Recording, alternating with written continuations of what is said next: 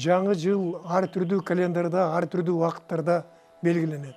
Биз азыр Кыргыз Республикасы Григорий календарынын негизинде ошол менен иштеп келебиз. Мына 2023 жыл деген ошол Григорий календары боюнча. Бул календар күндүн жылдык кыймылы менен негизделип, анан 12 айга бөлүнгөн. Жыл санактын түрлөрү. Жыл санак астрономиялык кубулуштарга негизделген узак убакыт аралыктар аралыгын аныктаган жадыбал. Ушул убакытты эсептөө бул асман сферасындагы асман денелеринин кыймылына негизделген. Эң биринчи адамдар бул сутканы эсептеген. Күн батып, күн чыгып, батып, кайра чыкканга чейинки убакытты бир сутка деп айтат. Ал эми ай андан узагыраак убакыт ичине бул айга негизделген. Бул айдын кыймылы адамдарга мындай бир кереметтүү кубулуш катары эсептелип, анан айга үзгүлтүксүз байкоо жүргүзүшкөн. Мисалы, ай жаңырган күндөн ал асман күн батыштан көрүнөт, анан ал асман сферасы боюнча которулуп, фазасын чоңойтот дагы, күнгө каршы келгенде ал толот, анан кайрадан кичирейип отуруп, кайра баягы ордуна келет жаңырган. Ушул убакытты бул бир ай деп эсептешкен. Бул астрономия синодикалык ай деп аталат, 29,5 суткага барабар. Ай жыл санагы айдын жаңырышына негизделген эң байыркы жыл санак. Азыркы кезде ислам өлкөлөрүнүн расмий жыл санагы. Ал эми экинчи убакыт эсептөөнүн экинчи өтө маанилүү болгон, бул адамдын жашоосуна негизделген, бул күндүн кыймылы болуп эсептелет. Мисалы, күн азыр могу жерде топ жылдызда турат, жаачы топ жылдызда турат, ал убакыт өткөн сайын ал жылып отурат, күнүгө 1 градустан жылып отуруп, ал бир жылдын ичинде кайра ордуна келет. Мына ушул убакытты бир жыл деп эсептешкен. Мына ушул эки айдын кыймылына жана күндүн кыймылына негизделген бул календарлар түзүлгөн. Айдын кыймылына негизделген ай календары түзүлгөн, ал эми күндүн кыймылына негизделген күн календары түзүлгөн. Күн жыл санагында күндүн асман чөлкөмүндөгү жылдык кыймылы негизделген. Күн жылы 365 сутка, 5 саат, 48 минута, 46 секундага барабар. Азыркы кезде дүйнө элдеринин 80% Григорий календарын колдонушат. Андан узагыраак болгон экинчи, үчүнчү бул асман денеси адамдар көңүл буруп байыртадан бери. Юпитер планетасынын кыймылы. Жана биз мүчөл жылдар деп айтабыз. Ошол мүчөл жылдар булар ошол Юпитер планетасынын кыймылына негизделген. Юпитер планетасы мисалы азыр бүгүнкү күндө Аркар топ жылдызы менен Үркөр топ жылдызынын ортосунда турат. Ушул жерден ал дагы жылып отуруп, ар бир жылда бирден топ жылдызга түшүп келет. 12 жылдан кийин кайра ордуна келет. Мына ушул кыймылы бул жана мүчөл жылдарды аныктаган кубулуш болуп эсептелет. 12 жыл. Мунун өзү бир толук айланып чыгышы 11,87. Анан ар кандай толуктоолорду, тактоолорду киргизип 12 жылга негиздеп коюлган. Мына мүчөл жылдар ушул Юпитер планетасына негизделген. Кыргыз элинин жыл санагы жогорудагы календардан айырмаланып, айдын Үркөр жылдыз тобуна салыштырмалуу кыймылы боюнча түзүлгөн жыл санак. Айдын Үркөр жылдыз тобуна салыштырмалуу айлануу кыймылына негизделген өзгөчө календар. Бул адамдар түзгөн жыл санактарды биз календар деп айтылат, орусча биз аны жыл санак деп которуп жүрөбүз. Анан ар кандай ай наама, жыл наама деп айтып жүрүшөт. А бирок кыргыздын мындай бир нак өзүнүн сөздү катары бул жыл санак деп айтып жүрөбүз. Эми эң алгачкы түзүлгөн жыл санак бул ай санак болуп эсептелет. Бул ай санак дегенибиздин жана айдын жаңыргандан баштап кайра толуп, кайра жаңырганга чейинки убакыт бул бир ай деп айтылат дагы. Бул адамдар муну байыртадан бери колдонуп келген. Бардык элдер колдонуп келген. Бирок бүгүнкү күндө бул ислам өлкөлөрү расмий календар катары ислам өлкөлөрү колдонушат бул календарды. Мына бул жерде айдын телескоптон көрүнүшү. Биз кадимки караганда ал жерде кара тактарды көрөбүз, а эгерде телескоп менен караганда ал жерде чукурлар, кратерлер деп коет, анан деңиздер деп коет, бирок буларда бир тамчы суу жок. бирок ал жерде телескоптон тоолору, кратерлери жана чукурлары көрүнүп турат. Эми мына ай жаңырды. Ай кече 11 январь күнү жаңырды.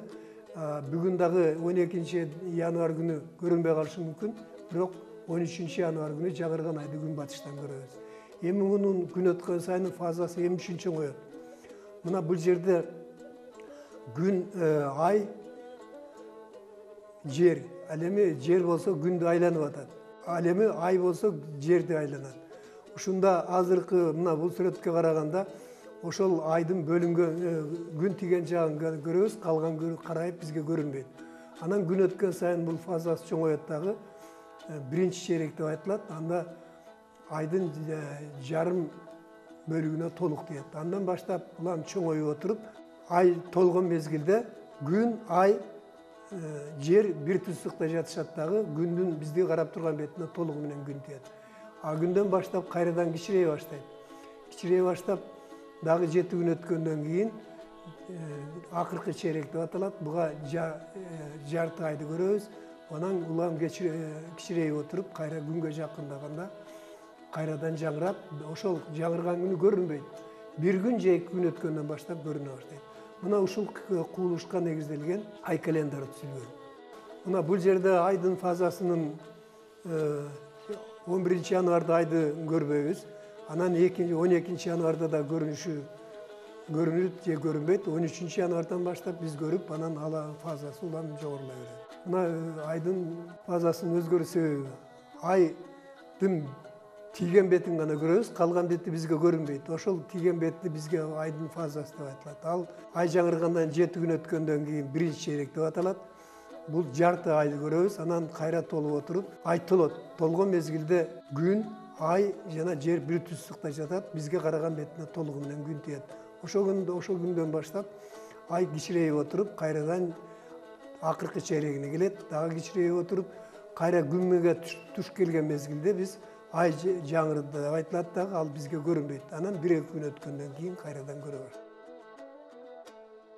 Мына бул жерде ислам өлкөлөрү булар ар кандай аттарды коюшуп, өзүнүн ай календарын бүгүнкү күнгө чейин колдонуп келет. Жана биз орозо айтты дайыма 10 күн эрте кармап атканыбыздын себеби бул ай календары менен күн календарынын ортосунда 10 күн айырмы бар. Ошол 10 күн айырманын эсебинен дайыма эрте 10 күн эрте кармалат. Бирок бул жерде ошол жылга улам ай 10 күн эрте өтүп, бир жыл ичинде 354,5 сутка өтөт.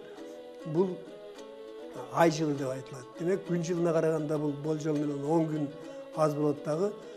Ошон үчүн бул жыл мезгилдерине туш келбей калат. Улам жылышып турат мында жылдын башталышы. Ошон үчүн кийинки кездерде күн календарына колдонуп атышкан. Азыр дүйнө элдеринин көпчүлүк бөлүгү күн календарын колдонушат. Мына биздин улуу ойчулубуз Жусуп Баласагын дүйнөнүн астрономиялык сүрөттөлүшүн түзгөн. Ал аламдын борборуна жерди коюп, анын айланасында 7 планетаны баяндап жазган. Ал эми ал айланада дагы 12 топ жылдыздын аттарын берип, ошол күндүн жана айдын кыймылын ошол планеталар, топ жылдыздарга карата аныкталып, ошол дүйнөнүн астрономиялык сүрөттөлүшү түзүлгөн. Мына бул жерде ошол күндүн бир жылда өткөн жолу бул эклиптика деп аталат. Ошол эклиптикада 12 топ жылдыз бар. 12 топ жылдыздын аттары биз Аркардан баштасак, Аркар бул Овен топ жылдызы, анан Букачар же болбосо муну Үркөр деп айтабыз.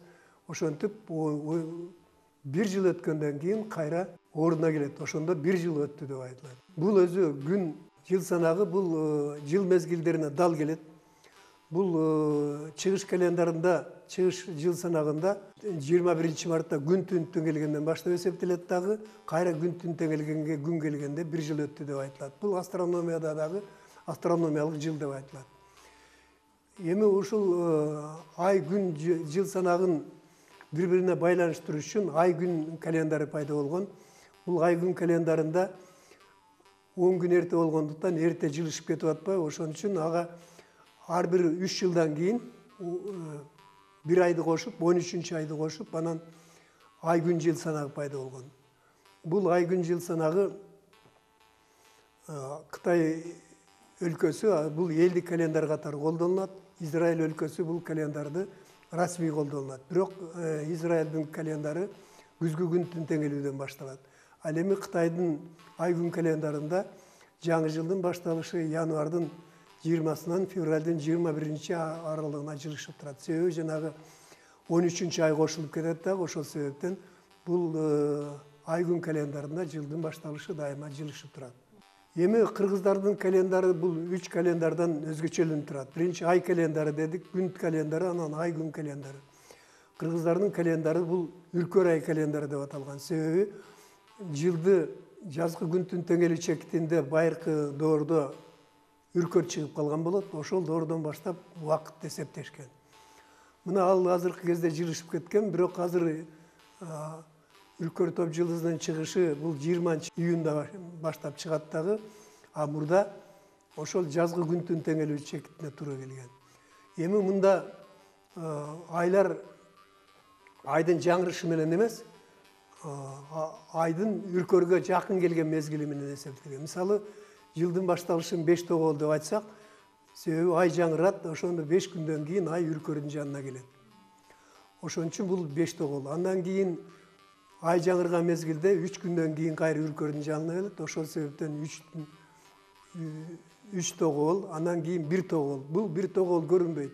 Себеби ай жаңырган күнү күн дагы, ай дагы үркөрдүн жанына келет дагы, бул көрүнбөйт. Андан кийинки жылы, андан кийинки айда дагы бул 25 тогол деп айтылат. 25 тоголдо ай жаңырат. Бул жерден 25 күндөн кийин үркөрдүн жанына келет. Ошо бул дагы бир жылы көрүнсө, бир жылы көрүнбөгөндүктөн муну кыргыз эли арсар ай деп аташкан. 5 тогол март айына туура келет. Ай жаңырганда үркөр жылдызы ай менен жакындашат. Ошол тогошууну тогол деп аташкан. Жаңырган ай менен үркөрдүн 5-күнү тогошкондуктан аны 5 тогол деп атап алышкан. Демек 5 тогол жаз айы. Ошол жазда малдын чөбү түгөнүп, мал арыктап калган болот. Жаздын мойну узарып, эл малы менен алек болот да, бут жоюп кеңири уктай албайт. Ошол үчүн 5 тогол өтпөй бел чечпейт деп макалга айландырышкан. Андан кийин 23 тогол деп айтылат. Бул 23 тогол аты айтып тургандай эле ай жаңыргандан баштап 23 күндөн кийин үркөрдүн жанына. Ошон үчүн муну 23 тогол. Андан ары 21 тогол, 19 тогол болуп, кайра 7 тогол менен бүтүп, андан кийин кайрадан 5 тогол менен топ жылдыз башталат. Мына бул жерде Букачар топ жылдызы көргөзүлгөн. Букачар топ жылдызы куралсыз көз менен караганда 6-7 жылдыз көрүнөт. Ошол ай Букачар топ жылдызына жакын келген мезгилде тогол деп айтышат. Анан ал 1 күн өткөндөн кийин, 2 күн өткөндөн кийин жылышып отуруп, кайра 28 күндөн кийин ошол үркөрдүн жаңы. Ошон үчүн бул кыргыздардын айы бардыгы 28 күндөн туруп 13 айга бөлүнгөн. Мына бул жерде ошол 5 тогол 22 мартта башталат. 21 март бул Нооруз күн деп аталат дагы. Бул жыл айларга кошулбайт, өзүнчө эсептелет. Улуу майрам деп эсептелет дагы. 22 марттан баштап эсептелет. Анан 3 тогол дагы 28 өткөндөн кийин 3 тогол болот. Ошентип жана биз улантка кайталагандай 7 тогол менен бул жыл бүтөт. Бул башка календарлардан өзгөчөлөнүп, бул айдын үркөргө карата кыймылы менен аныкталып, анан бардык айлары 28 күндөн турган. Мисалы, Григорий календарына биз колдонуп аткан календарда бир ай 30-нан 31-нен 28-29-нан болот. Ал эми ай календары 29-30 күндөн болот. Үркөр ай календары бардыгы 28 күн турган 13 айга бөлүнгөн. Бул башка календарлардан бир топ ыңгайлуу жана так календар болуп эсептелет. Эми бул жерде үркөр ай календары такталып бүттү. Такталды, аны мен баарын негиздеп бере алам. Аны көп жолу улут илимий конференцияларда талкууладык. Анан бул такталды. Эми жанагы жылдын аттарын такташ керек болуп атат. Жылдын аттары жаныбарлардын аттары менен берилип атпайбы? Ошону бул жаныбарлардын аталышынын себеби ошол топ жылдыздарды ошол жаныбарлар менен белгилеген. Мисалы кыргыздарда жанагы төө кирбей калды деп жүрүшпөйбү? Бул дагы бул астрономияда такталган. Мурда бул өзү күн бир жыл ичинде 12 топ жылдыз аркылуу өтөт. 13 топ жылдыз аркылуу өткөндө, анан бул жерде Чаян топ жылдызы менен Зменосец же болбосо кыргыздар төөдө жылдыз деп аташкан экен. Ушул экөөнү бириктирип коюп, анан 12 жыл болуп калган да. А чындыгында бул жерде 13 топ жылдыз аркылуу өтөт бир жылдын ичинде. А бирок экөөнү бириктирип туруп, анан 12 топ жылдыз кылып койгон да. А жылдын аттары да ушул сыяктуу, ушул негизге тегилген. Мына бул жерде ошол Үркөр ай календарынын таблицасы көргөзүлгөн. Бул жердеги айлардын аттарында жалган куран, чын куран, бугу, теке деген аттар бар. Булардын баардыгы ушул жаныбарлардын аттары. Ушул жаныбарлардын семирген мезгилине, куут мезгилдерине туш келип, ошол мезгилдерде мергенге чыгышкан. Ошол себептен бул айлардын аттарын ошол кийиктердин аттары менен келип колдонулган. Мисалы биз баш оона, аяк оона деген айды ар кандай түшүндүрүп жүрүшөт. Бул дагы бул кийиктер экен көрсө. Бул баш оона деген жээрен, бул чөлдө жашаган кийик. Ушул мезгилде ал семирип, ушул мезгилде аны мергенчиликке чыгышкан. Андан кийинки аяк оона дегенди бул кыргыздарда бөкөндү айтыш экен. А бөкөн дегенде бул чөлдүн кийиги, ошо менен бул февралдын айларынын аяктарында бул мергенчилик бүтөт дагы, андан кийин 9 тогол, 7 тогол, 5 тогол деген аттар менен айлар айтылат. Эми бул жерде мүчөл жылдар. Бул мүчөл жылдарды азыркы күндө бүткүл дүйнө элдери бардыгы колдонушат. Ар бир жылга аттарды коюп жүрүшөт. Бул кыргыздардагы убакытты эсептегенде, жашты эсептегенде ушул мүчөл жылдарды эсептешет. Эми мына мүчөл жылдары бул чычкан жылынан башталат. Анан кийин уй жылы, анан жолборс жылы. Ушундук 12 жаныбардын аты менен айтылат. Бул ар бир жаныбардын аталганын себеби ошол жаныбарлардын кандайдыр бир даражада ошол жылдын кыймылына, жылдын өтүшүнө байланышкан кандайдыр себептер болуш керек. Бул азырынча такталган жок. Бирок бул аталыштардын баардыгы байыркы биздин айтып жүргөн 12 топ жылдыздын аталышынан келип чыккан деп дегендиги аныкталды. Бул аттар мисалы чычкан жылы бул күн Юпитер планетасы жаачы топ жылдызына келген мезгилде бул жыл башталат. Бул чычкан жыл деп аталат. Андан кийинки уй жылында бул текечер топ жылдызына келет. Ошентип ар бир топ жылдыздын аттары менен айтылгандыгы аныкталды. Кыргыз элинин асман кубулуштары жана жыл санак боюнча билимдери саймалуу таш петроглифтеринде жана жыл санакчылар байкоолордун негизинде сакталган. Мүйүзүнө күн көтөргөн букалар, кулжа, текелер жана шогула чыгарган күн дисктери жана жыл санакчылар байыркы астрономияны таштарга чегип сактап келген.